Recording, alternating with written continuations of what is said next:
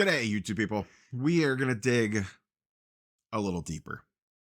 We're going to peel the onion back a few more layers when it comes to grading numbers.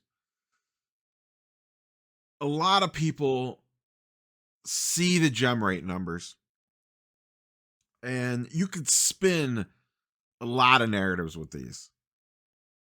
PSA is killing it. PSA is grading a bunch of junk. PSA can't even look at the cards to grade that fast. Oh my God, CGC, they're taking over. PSA better look out. Beckett this, SGC that, boutique this, AI that. These numbers don't tell the full picture. I think it tells a more accurate picture for what's going on at PSA, just because the volume's so high, and they are so well established. We know this already. But what I want to dive into today, and I have some more custom data from our friend GemRate, because I've mentioned this in videos, and I even walked through some examples in the live that I did last Saturday, almost a week ago now, talking about grading cards that actually matter. And we're going to look at a lot of CGC stuff.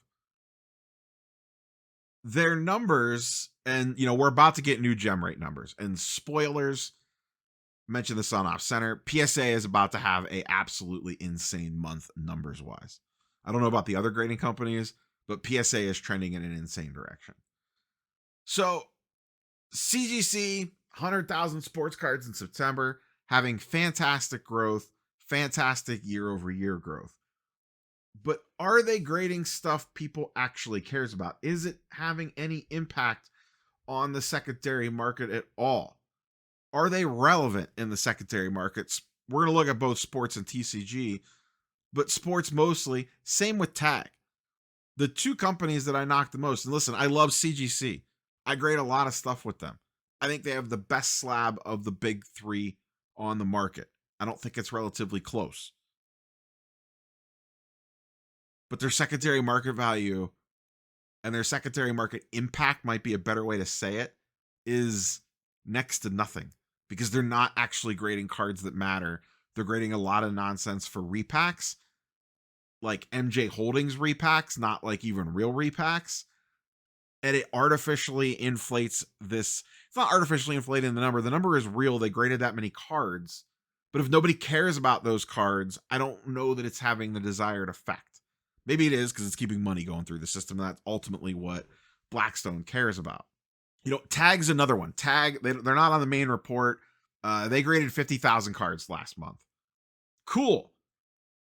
They don't care about sports cards. They do not care about sports cards. Sports cards in their slabs are basically non-existent. They have next to no impact in the sports card world.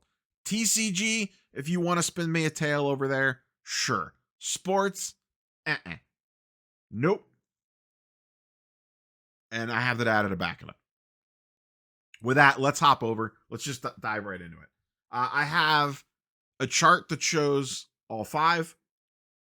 And then I have one, which is the one that we'll focus on the most, that eliminates PSA from it, because you'll see. So this is, I'll give you guys a little zoomy zoom there. This is eBay sales volume by slab in sports. Month over month eBay data for the 5 grading companies. 3 majors, and then the boutique, and then Terminator. PSA. And one thing that you'll notice, just because to kind of give context to these numbers, as the year goes on, all of them for the most part creep up. Every single one of these is higher today than it was at the beginning of the year. They all move up, and you can see they all have pretty decent trend up. You'll see it more when we eliminate PSA from it and just look at the bottom grouping. PSA obviously has a massive increase. Beckett, you could see a nice tick up. SGC, right now they did 5 million in September. They did 4.3 back in January. CGC's up, TAG is up. They're all up because the market has been hot the last few months. And this is the rising tide lifts all boats side of things. PSA probably also has a little bit of a cheat code because of their association with eBay. So a lot more PSA slabs hit the market. But even still, whether that was there or not, they would be dominating this. So first, let's look at this one. Let's look at just the most current numbers to keep this simple. September. PSA had $63 million spent essentially on their slabs in September. Doesn't matter the seller. These are just PSA graded sports cards. $63 million worth of them sold in September. Second place, Beckett at $10 million. That is a massive difference. And Beckett, though they don't get a lot of ultra modern stuff, there's still a lot of high end 90s, early 2000s refractors, that sort of stuff. There's still a lot of high end cards in Beckett slabs. SGC, $5 million. And even they are up, even with all the nonsense going on with them. Though that'll be an interesting one to watch as we continue to move forward. CGC Sports, $389,000. Dramatic pause. At the beginning of the year, they were at $255,000. They are non-existent in the sports card space. TAG, $92,000. Back in January, $53,000. Non-existent in sports. I'm going to pull this chart up again, though this time PSA will be removed. And then we're going to do the same thought experiment for the TCG side of the world. So this is the same graph. Just PSA is removed from the top so we could kind of dig into the bottom four a little bit better. You can see, as we talked about in the previous one, Beckett has had a huge run up. A lot of this, I asked Ryan for a little bit of context, is because over the last few months, GOATs, those 80s, 90s, early 2000 GOATs have really been selling a lot. And a lot of those cards still live in Beckett slabs. So they have seen a pretty big bump up for that.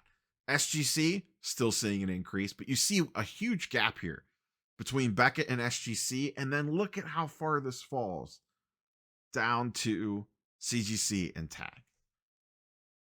I get it. You come back to this number. Oh man, yeah, CGC graded 100,000 cards. They're up 683% year over year. They're up 170% month over month. Fantastic. It's not cards that people care about. TAG. They don't care about sports. They do not care about sports. These gaps are absolutely huge between these companies. And then when you look at the PSA side of it, it's insane. All right, let's look at TCG just to give it some context as well, because things do change around in TCG. Once again, all the companies see a massive uptick the back half of the last 3 or 4 months because the TCG market's been insanely hot. PSA in September, 46 million in TCG slabs sold in a PSA holder. CGC in second place. They are getting respect in the TCG side of things at just under 5 million. Beckett, just over 4 million. TAG, above SGC at 1 million. Way more than what they're doing. What were they doing in sports? I forget now. Sports, 100,000. And in TCG, they're doing 1 million. SGC, only 200K. Not surprising. SGC has never really had a presence in TCG. I was not shocked at all when they came in dead last. I was not surprised CGC's in second. CGC is respected in the TCG side of things. Their stuff sells pretty well, and it shows in these numbers. Once again, this is the TCG chart or the CCG chart, collectible card games, but let's be honest, this is mostly Pokemon with PSA removed, just to get a little bit more of a zoomed in look. CGC and Beckett neck and neck, but CGC's been ahead of them all year. CGC has basically had $1 million lead on them per month all year long. Beckett does not get a ton of Pokemon. They get a lot of other TCG. They get a lot of One Piece. They get a lot of Magic the Gathering. They get a lot of random stuff that people chase for black labels on. They get some Pokemon for sure, but CGC actually gets a lot of Pokemon. A lot of people go after the pristine 10s. Gem Mint 10s in CGC do sell for quite a bit less than a PSA 10, but people still respect the slab, and they definitely do go after them. And then down at the bottom there, you see TAG. At the beginning of the year, they were dead last. They've actually had a pretty decent come up in TCG. Now remember, TCG as a whole has had an entire market shift on it. SGC has basically stayed flat. They were 200K at the beginning of the year, 200K at the end of the year. So nice growth by TAG. I am not surprised by that. Like I said earlier, I'll give the TAG bots a little bit of credit here. They do okay in TCG. They do not care about sports. Their full focus seems to be, anyway, from the outside looking in, on Pokemon and TCG games, not sports cards. Let's go a level deeper on CGC. I asked GemRate for the top 50 sports card sets graded this year for CGC.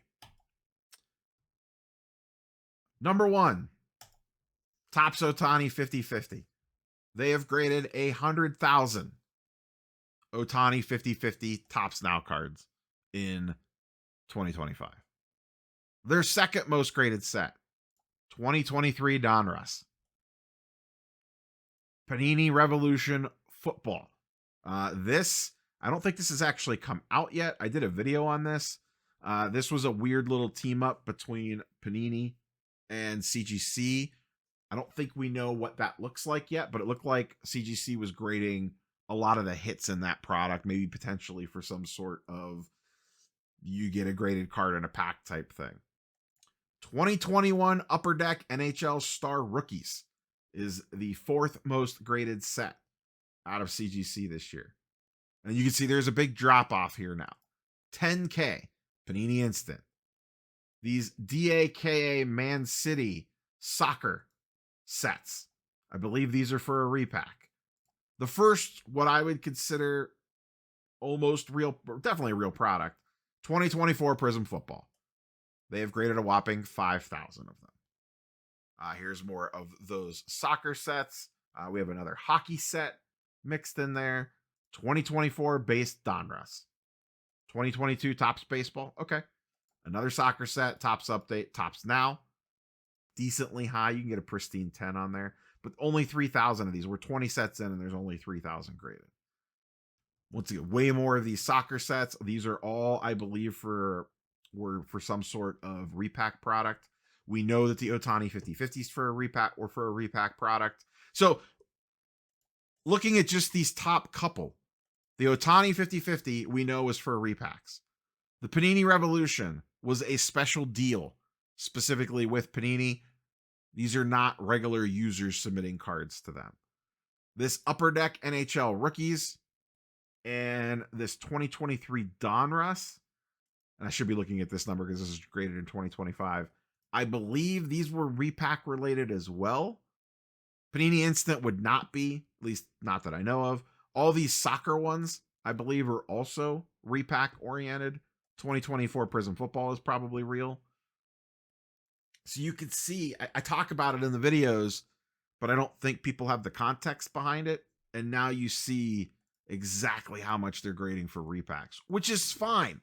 Once again, Blackstone doesn't care. They're cashing the check. But it does give a little bit of a false narrative to the overall picture of grading and kind of how things shake out. Yeah, CGC's grading a lot of cards, but Beckett slabs probably matter more in the secondary market by a wide margin. SGC slabs matter more. Even though they're not grading as many as CGC, the SGC slab is much more well respected in the sports card side of things than CGC. You know what? During the live stream, I did that search. Just go search. Go to eBay. Go look at 2018 Ohtani CGC and look at how few cards pull up. As hot as he is right now, the market should be flooded with them.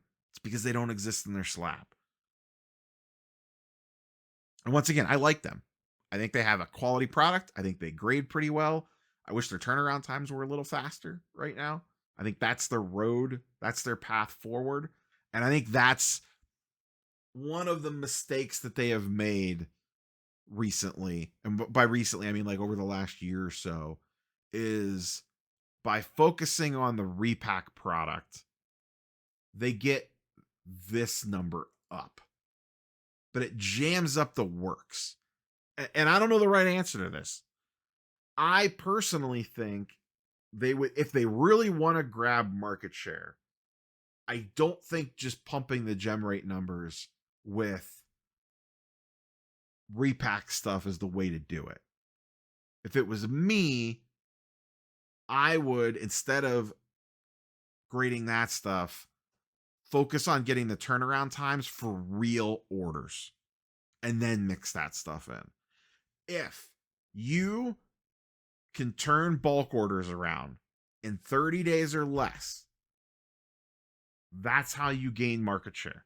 That's how you get collectors and buyers and sellers to accept you. We have seen it work. It is the SGC model. If you can roll out the SGC model and turn cards around quickly, they got all the way down to 2 weeks. I'm not even saying you need to get that fast. If I ship a package out to you November 1st and I have it back around by around Thanksgiving, that's pretty good for bulk rates if you can do it. I don't know that they could do it and do the repack volume. I don't know. Am I wrong on that? Am I crazy? Am I looking at this completely the wrong way? Or is it just the way that Blackstone's looking at it, saying, hey man, we want to grade cards. We want green coming into the ledger.